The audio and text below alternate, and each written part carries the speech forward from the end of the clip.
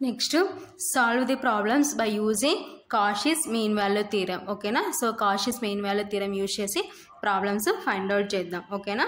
So first problem, verify Cauchy's mean value theorem for f of x is equal to x square, comma g of x is equal to x cubed on closed interval 1, 2.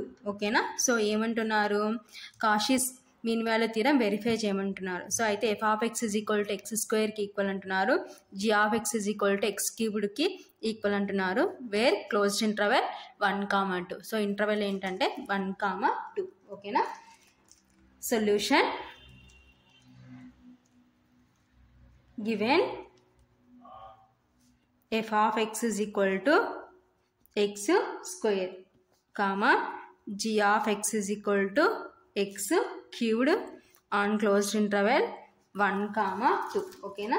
So next, f of x and g of x are continuous on closed interval 1, 2. Okay na. So next, f of x and g of x are derivable on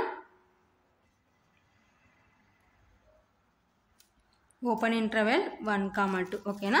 So f of x, g of x closed interval 1, 2 దగ్గర continuous అయినాయి. And next second point ఏంటి, f of x and g of x are derivable on open interval 1, 2. ఓకేనా. Given function is satisfied two conditions of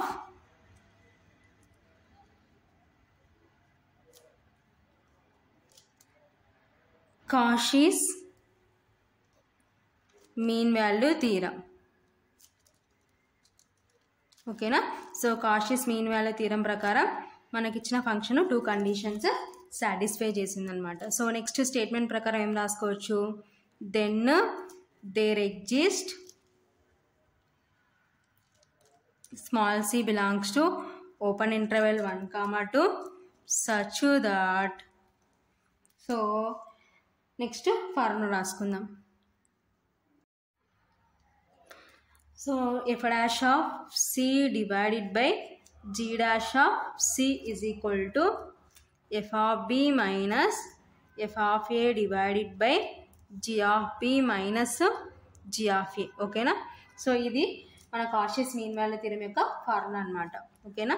so next F dash of C divided by G dash of C is equal to, so మన interval ఏంటి, closed interval 1, 2. So values replace చేస్తే B value ఎంత 2, కాబట్టి F of 2 minus A value 1, F of 1 divided by G of 2 minus G of 1.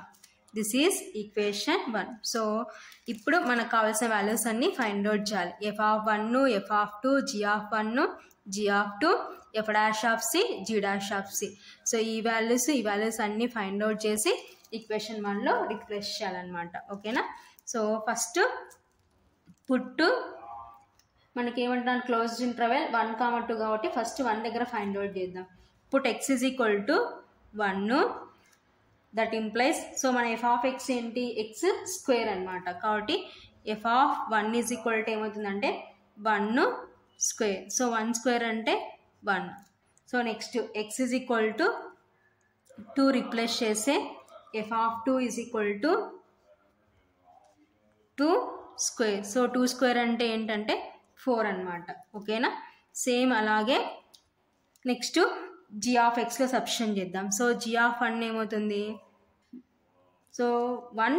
So G of X ఏమి ఇచ్చినారు మనకి, X cubed ఇచ్చినారు, కాబట్టి 1 cubed that is equal to 1 cubed అంటే 1. So next X is equal to 2 అని G of ఎక్స్లో substitute చేస్తే G of 2 is equal to 2 cubed. 2 cubed అంటే మీన్స్ 8 అనమాట. ఓకేనా.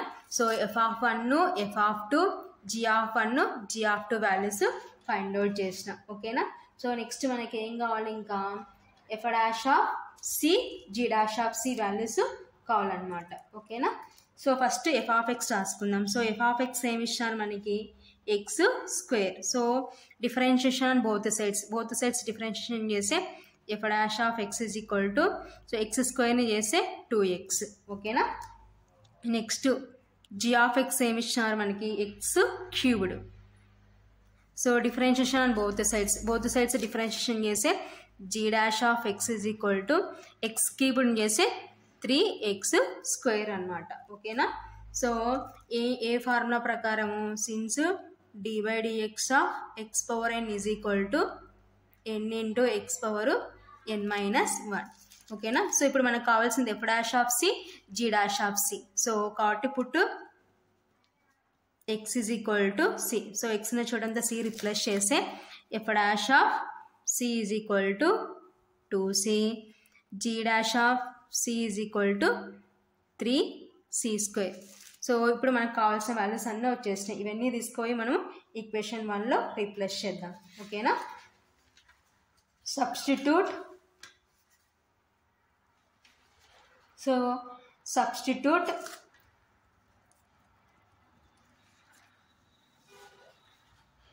సో ఫస్ట్ ఏంటి f dash of c comma g dash of c comma so next ఏంటి f of 2. So న్యూమరేటర్లో ఏముంది f of 1 comma g of 2 and g of 1 values in equation 1. ఓకేనా. So equation 1లో ఏదైతే మనకి form ఉందో ఆ form ప్రకారం ఆర్డర్లో రాసుకుంటాం అనమాట. So f dash of C G dash of c f of 2 f of 1 G of 2 G of 1 values in equation 1 implies. So equation 1లో రీప్లేస్ చేస్తే so f dash of c ఏమవుతుంది 2c divided by G dash of c అంటే 3c square is equal to so F of 2 value ఎంత వచ్చింది మనకి 4 minus f of 1 value 1 divided by G of 2 value 8 minus G of 1 value 1. ఓకేనా. So అన్ని values replace చేసినాం. ఇప్పుడు దీన్ని simplification చేసుకుందాం. సిసి క్యాన్సల్ ఒక సి ఉంటుంది అనమాట ఇక్కడ. That implies 2 divided by 3c is equal to 4 minus 1 అంటే 3 డివైడెడ్ బై 8 మైనస్ 1 అంటే 7. ఓకేనా. దట్ ఇంప్లైస్ సో ఇప్పుడు మనకు కావాల్సిన value c. So cross multiplication చేసుకుంటే so 2 into 7 14 is equal to 3 into 3c అంటే 9c. ఓకేనా. దట్ ఇంప్లైస్ సో ఇప్పుడు మనకు కావాల్సింది సి అనమాట. సో ఇక్కడ 9 అనేది మల్టిప్లికేషన్లో ఉంది కాబట్టి ఇటు సైడ్కి వచ్చేసరికి ఏమవుతుందంటే డివిజన్ అవుతుంది. 14/9 is equal to C. Therefore C is equal to 14/9. So 14/9 మనకి ఎక్కడ ఉండాలంటే ఓపెన్ ఇంటర్వెల్ 1, 2లో ఉందో లేదో చెక్ చేయాలన్నమాట. సో ఇప్పుడు 14ని 9తో డివిజిబుల్ చేద్దాం. ఓకేనా. 9 1s 9. సో 14 నుంచి 9 సబ్ట్రాక్షన్ చేస్తే 5. ఓకేనా. సో నెక్స్ట్ పాయింట్ పెట్టుకుంటే 0. ఓకేనా. So next 9 5s 45. ఓకేనా. సో రిమైండర్ 5 అనమాట. సో ఇప్పుడు మనకు ఎంత వచ్చింది వాల్యూ 1.5 వచ్చింది అనమాట. సో 1.5 అనేది belongs to open interval 1, 2. So 1కి 2కి మధ్యలో 1.5 ఉంటుంది కాబట్టి సో ఫైనల్గా సో సి వాల్యూ ఎంత వచ్చిందంటే 14/9. సో 14/9ని మనం డివిజన్ చేస్తే మనకి ఎంత వచ్చిందంటే 1.5. So 1.5 belongs to open interval 1, 2 కాబట్టి so Cauchy's mean value theorem అనేది వెరిఫై అయిందనమాట. Therefore Cauchy's mean value theorem is verified. So verify చేయమంటున్నారు కాబట్టి వెరిఫై అయిందనమాట. So Cauchy's mean value theorem is verified. So verify అవుతుందో లేదో చెక్ చేయమంటున్నారు. C belongs to open interval 1, 2 అయింది కాబట్టి so Cauchy's mean value theorem is verified.